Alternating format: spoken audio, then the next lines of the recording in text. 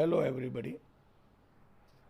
આગળના લેક્ચરોમાં આપણે વિદ્યુત ફ્લક્સ અને ગોસનો નિયમ અને તેના ઉપયોગો વિશે ચર્ચા કરી. આજે આપણે વિદ્યુત ફ્લક્સ અને ગોસના નિયમ પર આધારિત દાખલાની ચર્ચા કરીશું. સ્વાધ્યાયનો 1.15મો દાખલો.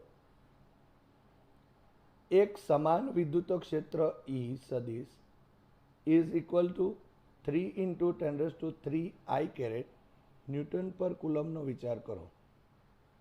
ए वायजेड समतल ने समांतरे जेनु समतल होय तेवा 10 सेंटीमीटरनी बाजुवाळा चौरसमांथी आ क्षेत्रનું फ्लक्स કેટલું હશે?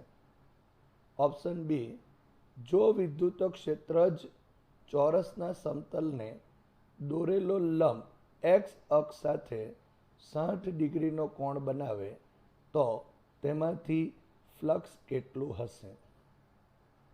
અહીં તમે જોઈ શકો છો કે સમાન વિદ્યુત ક્ષેત્ર એ E બરાબર 3 इंटू 10³ I कैरेट ન્યૂટન પર કુલમ છે. એનો અર્થ એવો થયો કે અહીંયા I कैरेट છે માટે વિદ્યુત ક્ષેત્રની દિશા એ એક્સ અક્ષની દિશામાં છે. બીજી એક વાત કે આપેલ જે સમતલ છે એની લંબાઈ આપણને અહીંયા 10 સેન્ટીમીટર આપેલી છે. અહીં ચોરસ છે માટે એલ બરાબર જો 10 સેન્ટીમીટર હોય તો અહીંયા મીટરમાં ફેરવતા 10 इंटू 10⁻² મીટર થશે. માટે એલ બરાબર 10⁻1 મીટર. માટે ચોરસનું ક્ષેત્રફળ એ બરાબર એલ સ્ક્વેર બરાબર 10⁻1/2. So A is equal to 10⁻² metre square જેટલું થશે.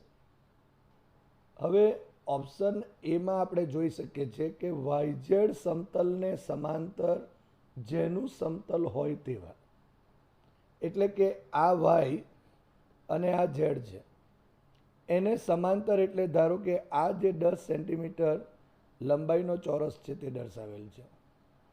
હવે આપણે જાણીએ છીએ કે આ જે ચોરસ છે એનો ક્ષેત્રફળ સદિશ આ સપાટીને લંબ રૂપે બહારની તરફ હશે, એટલે કે આ રીતે છે. અહીં તમે જોઈ શકો છો કે વિદ્યુત ક્ષેત્ર E અને આ ચોરસના ક્ષેત્રફળ સદિશ એની દિશા એક જ છે. અને જો એની દિશા જો એક જ હોય તો એનો મતલબ એવો થયો કે બેની વચ્ચેનો ખૂણો એ થીટા બરાબર 0 ડિગ્રી થશે. માટે આ જે ચોરસ છે એમાંથી પસાર થતું જે ફ્લક્સ છે એ phi is equal to E dot A થશે. અહીં ડોટ પ્રોડક્ટ છે માટે EA cos θ is equal to EA cos 0. આ Eની કિંમત અને Aની કિંમત તેમજ cos 0 ઇઝ ઇક્વલ ટુ 1 થશે. એડ કરતા 3 इंटू 10³ इंटू 10⁻² થશે. માટે આ ચોરસમાંથી પસાર થતું વિદ્યુત flux phi is equal to 30 newton metre square per coulomb થશે. હવે ઓપ્શન નંબર બી, જે બી છે એમાં એવું આપેલ છે કે જે વિદ્યુત ક્ષેત્ર જ ચોરસના સમતલને દોરેલો લંબ એક્સ અક્ષ સાથે 60 ડિગ્રીનો કોણ બનાવે તો તેમાંથી ફ્લક્સ કેટલું હશે? એનો અર્થ એમ થયો કે અહીં તમે આકૃતિ પરથી જોઈ શકો છો કે વિદ્યુત ક્ષેત્રની દિશા તો એક્સની દિશામાં જ છે, પરંતુ આપેલ જે ચોરસ છે એ ચોરસનો ક્ષેત્રફળ સદિશ આ વિદ્યુત ક્ષેત્ર સાથે 60 ડિગ્રીનો કોણ બનાવે છે. માટે અહીં થીટા બરાબર એ 60 ડિગ્રી થશે. માટે હવે આ ચોરસમાંથી પસાર થતું વિદ્યુત ફ્લક્સ ધારો કે ફાઈ ડેશ કહીએ તો ઇઝ ઇક્વલ ટુ અહીંયા E ડેશ સદિશ ડોટ A ડેશ સદિશ is equal to E dash A dash cos θ જ્યાં થીટા બરાબર 60 ડિગ્રી થશે. માટે બધી કિંમતો એડ કરતા 3 × 10³ ઇન્ટુ એ ડેશની કિંમત 10⁻² અને cos 60, પણ આપણે જાણીએ છીએ cos 60 = 1/2 થશે, માટે 30 × 1/2. સો આ ચોરસમાંથી પસાર થતું વિદ્યુત ફ્લક્સ φ' ઇઝ ઇક્વલ ટુ અહીંયા 15 Nm²/કુલમ્બ થશે.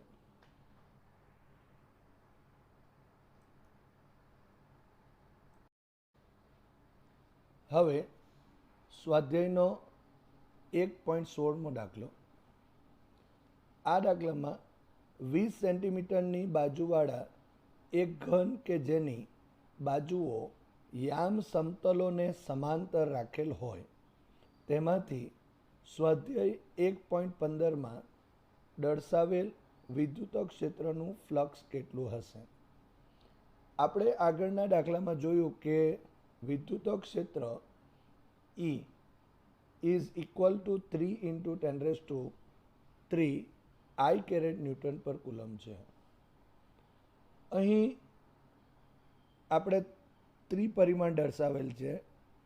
આ ત્રિપરિમાણમાં આ દિશાને ધારો કે આપણે x ગણી લઈએ, તો અહીં આપેલ જે આપણને આ સમઘન છે એ સમઘનની 6 બાજુઓ છે.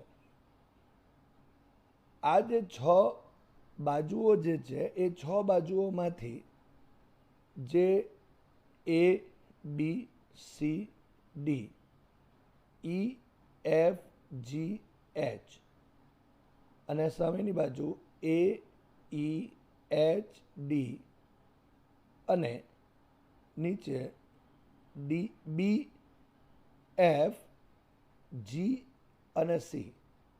આ જે 4 બાજુઓ છે એ 4 બાજુઓ માટે અહીં જે હું દર્શાવું છું એ રીતે વિદ્યુત ફ્લક્સ શૂન્ય થશે. ધારો કે આપણે એ 4 બાજુને બદલે એક બાજુ E, F, G, H વડે સમજીએ. અહીં તમે જોઈ શકો છો કે આ જે અહીં આપેલ જે આ બાજુ ઉપરની બાજુ છે, આ સમઘનની ઉપરની બાજુ ન ક્ષેત્રફળ સદિશ એ આ ઉપરની તરફ એટલે કે બહારની તરફ આ સપાટીને લંબ છે. અહીં વિદ્યુત ક્ષેત્ર x અક્ષની દિશામાં છે અને એટલા માટે વિદ્યુત ક્ષેત્રની દિશા એ x અક્ષની તરફની થશે. માટે અહીં E અને A વચ્ચેનો જે ખૂણો છે એ વચ્ચેનો ખૂણો 90 ડિગ્રીનો થશે. પણ આપણે જાણીએ છીએ કે વિદ્યુત ફ્લક્સ φ = EA cos 90 અને cos 90 બરાબર કેટલા થશે? 0. માટે અહીં આ જે 4 બાજુઓ, એક આ, એક નીચેની આ, એક આ સામેની અને આ પાછળની બાજુ, આ 4 બાજુઓમાંથી પસાર થતું વિદ્યુત ફ્લક્સ શૂન્ય થશે. હવે બાકી રહી 2 બાજુઓ. દાખલા તરીકે આપણે કહીએ તો AE, FB અને બીજી DHGC બાજુ બાકી છે. તમે અહીં જોઈ શકો છો કે આ જે બાજુ છે એ બાજુમાં વિદ્યુત ક્ષેત્રની દિશા પણ x અક્ષની દિશામાં છે અને ક્ષેત્રફળ સદિશની દિશા પણ એ x અક્ષની દિશામાં જ છે અને એટલા માટે બેની વચ્ચેનો ખૂણો 0 થશે. માટે અહીંનું જે ફ્લક્સ છે એ E × A જેટલું થશે. એ જ રીતે અહીં પણ આપણે જોઈએ તો AEFB બાજુમાં વિદ્યુત ક્ષેત્રની દિશા એ x અક્ષની દિશામાં છે અને આ પૃષ્ઠ માટે ક્ષેત્રફળ સદિશની દિશા એ બહારની તરફ આ રીતે હશે. એટલે કે A અને E વચ્ચેનો ખૂણો 180 થશે. માટે અહીં મળતું ફ્લક્સ એ ઋણ cos 180 ડિગ્રી માટે -1 થશે. માટે E × A પણ એ માઇનસ આવશે.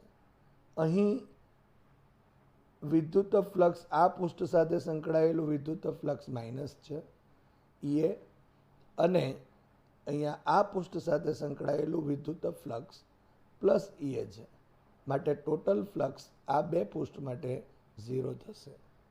અહીં 4 પૃષ્ઠ માટે તો એ શૂન્ય જ હતું અને આ બે પૃષ્ઠ માટે પણ શૂન્ય થયું, માટે સમઘન સાથે સંકળાયેલું વિદ્યુત ફ્લક્સ શૂન્ય થશે.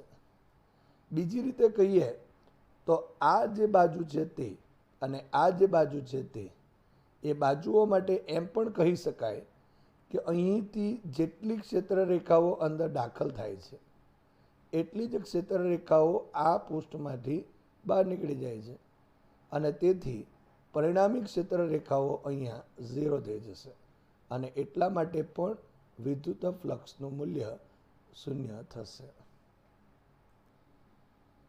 હવે સ્વાધ્યાયનો દાખલો નંબર 1.17.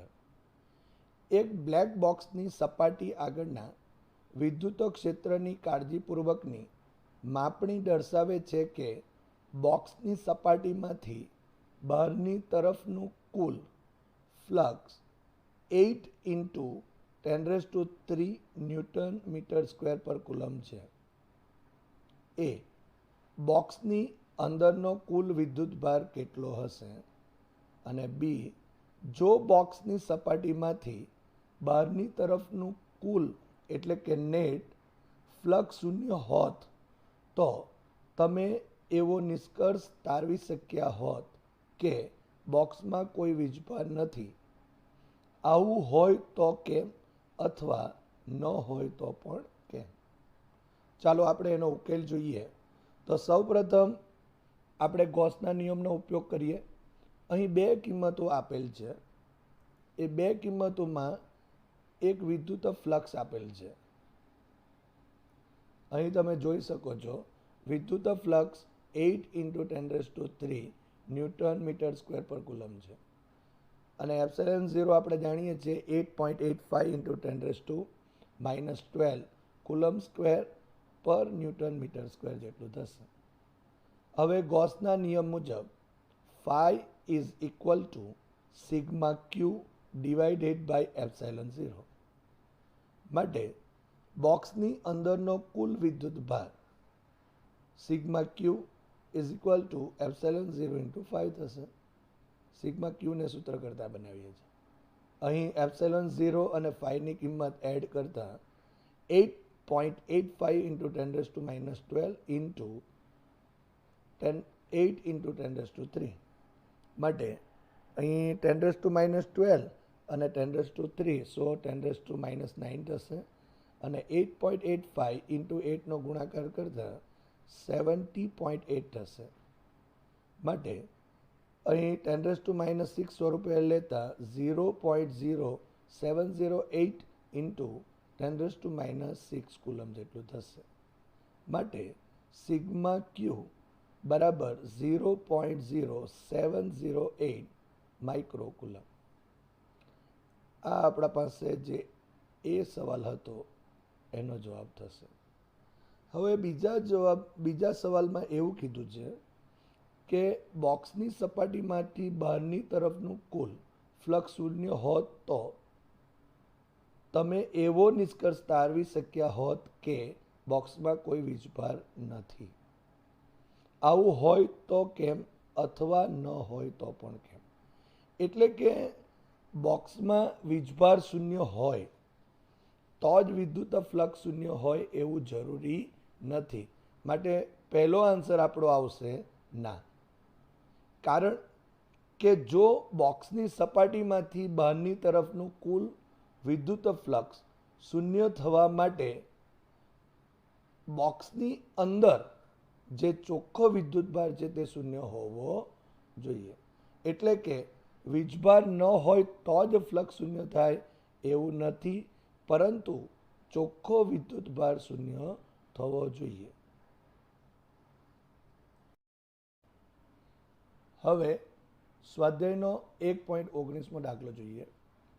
9 સેન્ટીમીટરની ધારવાળા એક ઘનાકાર ગૌસિયન સપાટીના કેન્દ્ર પર 2 માઇક્રોકુલમ વિદ્યુતભાર રહેલો છે.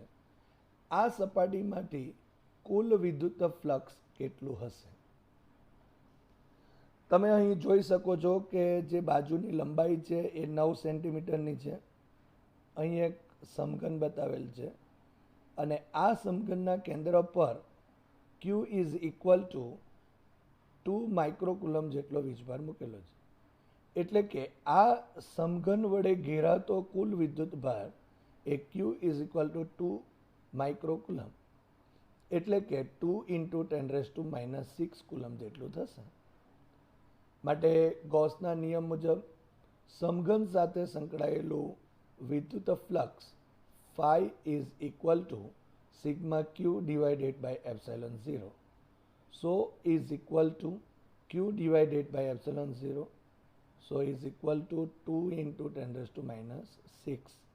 અહીં Q ની કિંમત એડ કરી. હવે એપ્સિલોન 0 આપણે જાણીએ છીએ 8.85 into 10⁻12.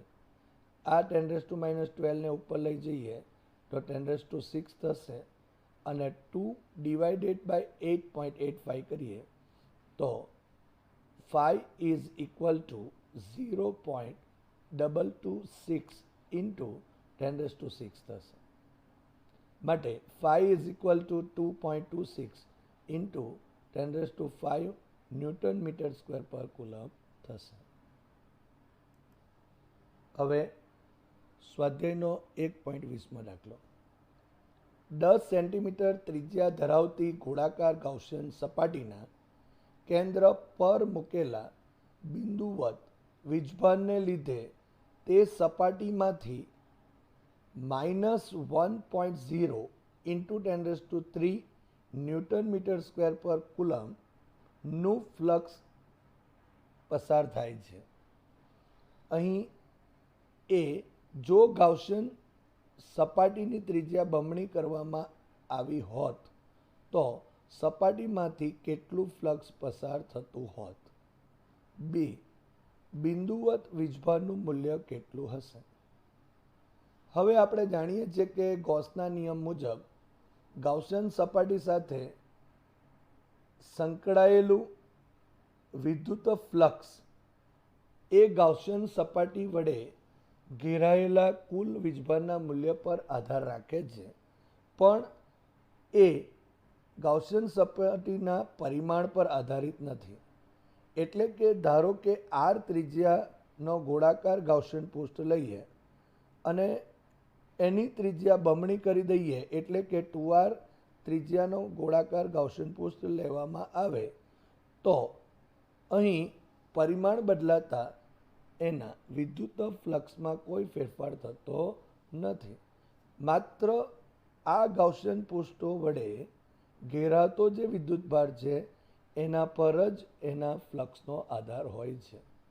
માટે અહીં આ r ત્રિજ્યાના ગોળાકાર ગાઉસિયન પૃષ્ઠ વડે ઘેરાયેલો જે વિદ્યુતભાર છે એના લીધે જે સંકળાયેલું જે વિદ્યુત ફ્લક્સ છે એ જો -1 into 10⁻³ newton metre square per coulomb હોય તો આ ગાઉસિયન પૃષ્ઠની ત્રિજ્યા બમણી કરતાં પણ એટલું જ રહેશે.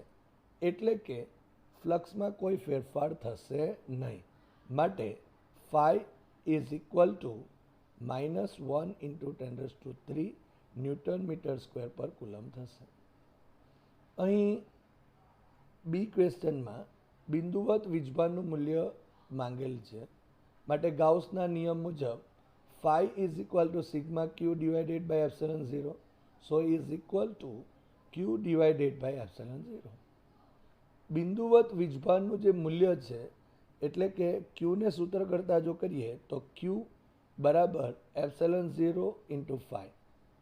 એપ્સિલોન 0ની કિંમત અને phi ની કિંમત એડ કરતા 8.85 ઇન્ટુ 10⁻12 ઇન્ટુ -1 ઇન્ટુ 10⁻³ અહીં 10⁻12 અને 10⁻³ માટે ઇન્ટુ 10⁻9 થશે. હવે 8.5 અને આ જે માઇનસ છે તે આગળ લઈએ તો -8.85 ઇન્ટુ 10⁻9 કુલમ થશે. માટે અહીં બિંદુવત વીજભારનું જે મૂલ્ય છે એ મૂલ્ય Q Q is equal two -8.85 nano coulomb થશે. હવે સ્વાધ્યાયનો દાખલો નંબર 1.18 જોઈએ. આકૃતિમાં દર્શાવ્યા મુજબ 10 સેન્ટીમીટર બાજુવાળા એક ચોરસના કેન્દ્રથી બરાબર ઉપર 5 સેન્ટીમીટર અંતરે 10 માઇક્રોકુલમ બિંદુવત વિદ્યુતભાર રહેલો છે, તો ચોરસમાંથી વિદ્યુત ફ્લક્સનું મૂલ્ય કેટલું હશે? સૂચન: ચોરસને 10 સેન્ટીમીટરની ધારવાળા ઘનની એક બાજુ તરીકે વિચારો. અહીં તમને આકૃતિમાં 10 સેન્ટીમીટર બાજુવાળો એક ચોરસ દર્શાવેલ છે. આ જે ચોરસ ABCD છે એના કેન્દ્રની ઉપરની બાજુએ 5 સેન્ટીમીટર અંતરે એક 10 માઇક્રોકુલમનો વિદ્યુતભાર આપેલ છે. હવે આ ચોરસમાંથી પસાર થતું વિદ્યુત ફ્લક્સ જો શોધવું હોય તો આ ચોરસ જેની બાજુ છે એવા એક સમઘનનો આપણે વિચાર કરીએ. અહીં બીજી આકૃતિમાં તમે જોઈ શકો છો કે ABCD આ જે બાજુ છે એ બાજુ આ એક સમઘન જે છે એ સમઘનની કોઈ એક બાજુ છે.